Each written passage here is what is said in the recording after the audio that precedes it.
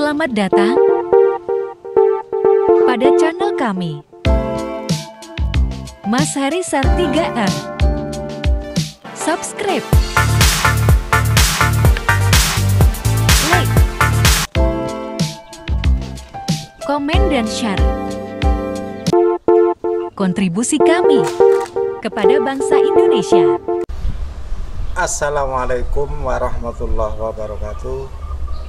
Sedulur sahabat, teman-teman dimanapun Anda berada, kali ini kita ketemu lagi di channel Mas Heri Sartiga R. Kita akan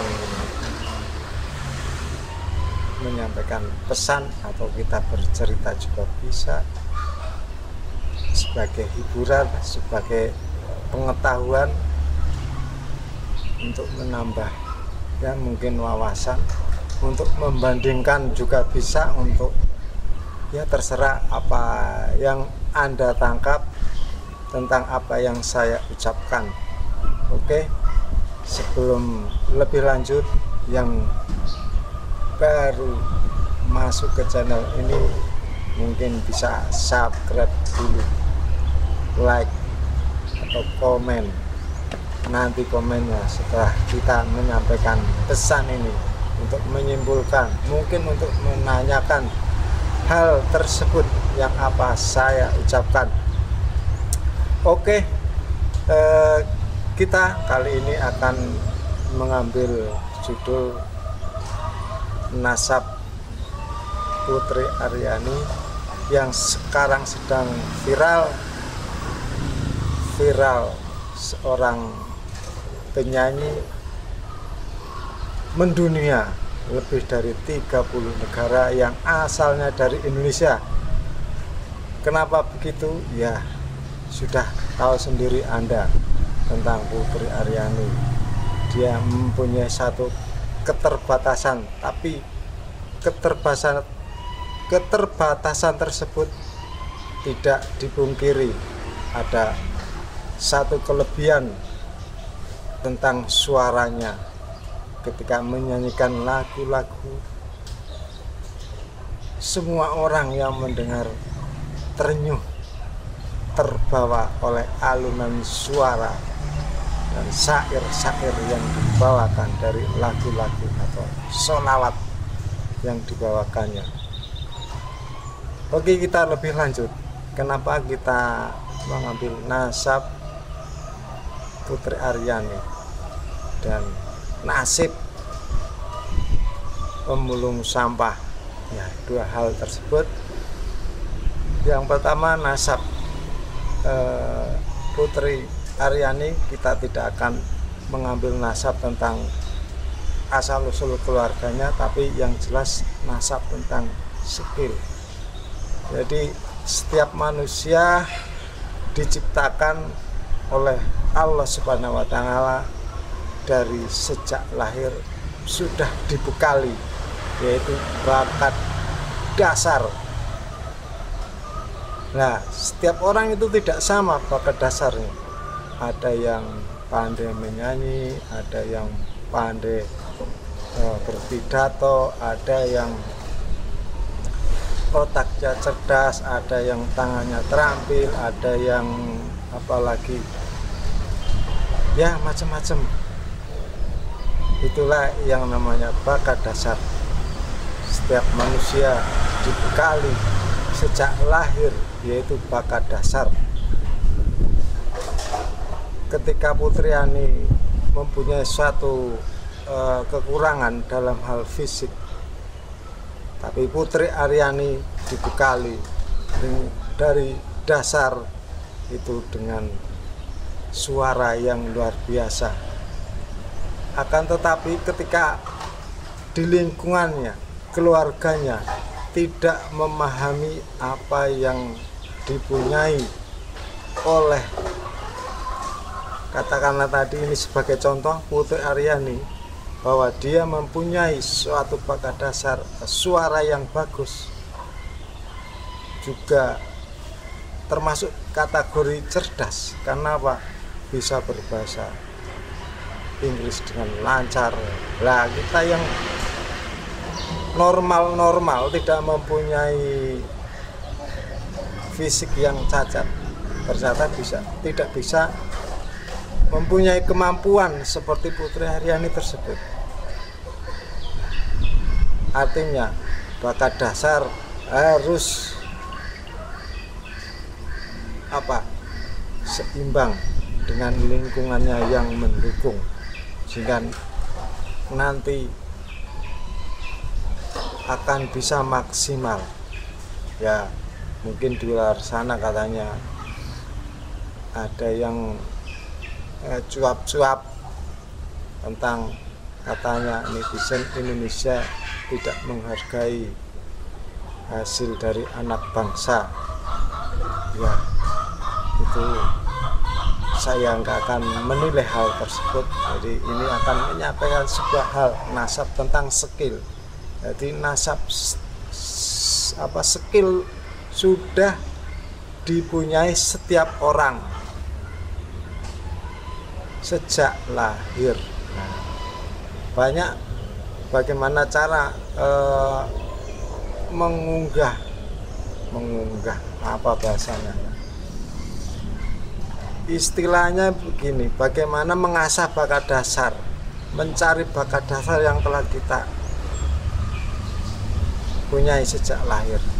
Berarti kita sekolah secara formal, non formal. Nah itu dari situ nanti akan terlihat bakat dasarnya si A, B, C, D. Setelah tahu itu, maka lingkungan atau keluarga itu juga harus mencermati, oh si A kekurangannya di anak saya, kekurangannya di A, kelebihannya di B. Nah, maka B itu, skill B itu harus terus ditunjang, terus difasilitasi. Maka jadilah seperti Putri Aryani tersebut. Nah, kalau anak kita tidak dibekali dengan skill, atau ketika sedang berproses di sekolah, kita sebagai keluarga tidak memahami perkembangan si anak. Oh, si anak skillnya di ini, oh matematikanya mungkin jelek, oh dalam bidang hafalannya bagus, oh ini larinya ke pondok, mungkin seperti itu. Ada hal lain selain sekolah formal untuk mengasah skill, mengangkat bakat dasar sehingga kita mampu memaksimalkan bakat dasar, yaitu biasanya kalau di Indonesia dinamakan bela diri. Hakikat bela diri seperti itu. Bela diri itu tidak memaksakan kamu harus ke utara, kamu harus ke selatan, kamu harus ke barat, kamu harus ke timur. Bela diri adalah salah satu cara untuk mengasah bakat dasar yang dimiliki setiap orang. Karena awalnya dengan fisik, maka dia mungkin karena mental, sehingga dengan fisik itu mentalnya digembleng, sehingga mulai terbuka, mulai terlihat bakat dasar, dimulai dengan cara bela diri. Kata bela diri itu maknanya itu sangat luas, bukan bela diri itu ya seperti ini silat ya atau gini atau gini atau gini. Itu bagian dari bela diri. Padahal hakikatnya bela diri adalah mengangkat martabat seseorang untuk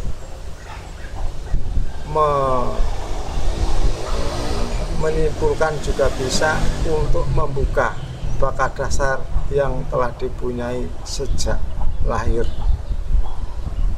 Itu seperti itu. Nah, kalau dalam Islam apa bela diri? Kita sebagai umat Islam, bela dirinya adalah bagaimana kita bisa selamat di dunia sampai akhirat. Ya, bukan berarti bela diri harus tahan bacot. Itu kan efek dari bela diri, bukan tujuan bela diri. Oke, itu tentang Fitriani. Tentang nasib pemulung, nah sama-sama nasib pemulung itu, ini ada satu cerita. Jadi salah satu tempat yang terjadi juga di sini. Tradisi-tradisi atau nilai-nilai akhlak juga akan mempengaruhi lingkungan. Kan apa? Si pemulung ini telah berusaha keras untuk mencari pulungannya, tapi yang terjadi di lingkungannya apa yang terjadi? Orang membuang sampah, kadang mengambil sesuatu yang telah dipulungnya, ternyata tidak minta izin. Kan itu berarti kan kita atau Anda atau semua orang ketika tidak mengambil sesuatu bukan miliknya bisa dikatakan maling, iya enggak? Nah, inilah penurunan nilai. Terserah ini ataukah ini dia malu, ataukah ini dia tidak tahu, ataukah ini sudah terbiasa. Karena itu terjadi di beberapa tempat yang telah kita ketahui. Si pemulung sudah milih, ada seseorang datang buang sampah, mungkin ngambil barang A atau B atau C, itu ternyata barangnya diambil saja, tidak bilang, Pak ini saya ambil, Pak ini saya minta. Nah, kan seperti itu.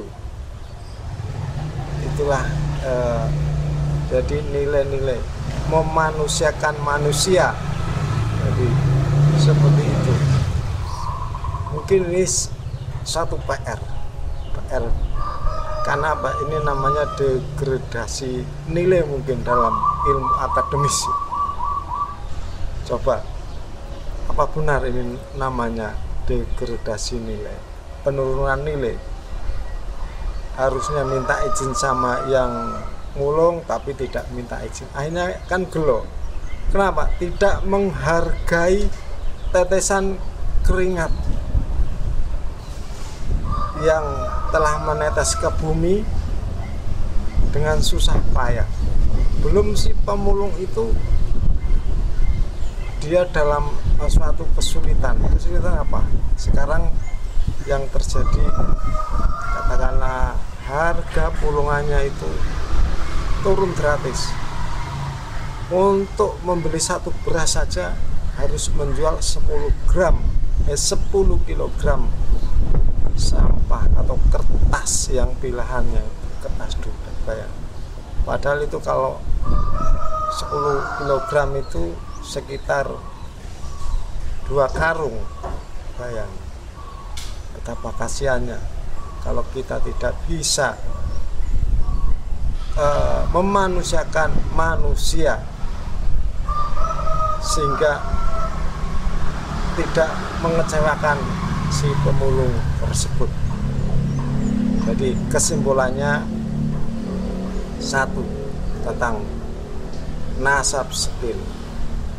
Setiap manusia dibekali dengan bakat dasar untuk berproses mengunggah, membuka nasab skill bakat dasar lewat pendidikan formal atau non formal. Kalau dengan pendidikan tradisional yaitu bela diri. Yang kedua, tentang nasib pemulung ini, maka kita harus menghargai sesama manusia, memanusiakan manusia, karena pemulung pun itu manusia. Tanpa izin berarti maling mengambil, ya, dengan izin sehingga kita memanusiakan manusia. Terima kasih. Assalamualaikum warahmatullahi wabarakatuh. Semoga bermanfaat untuk bangsa Indonesia.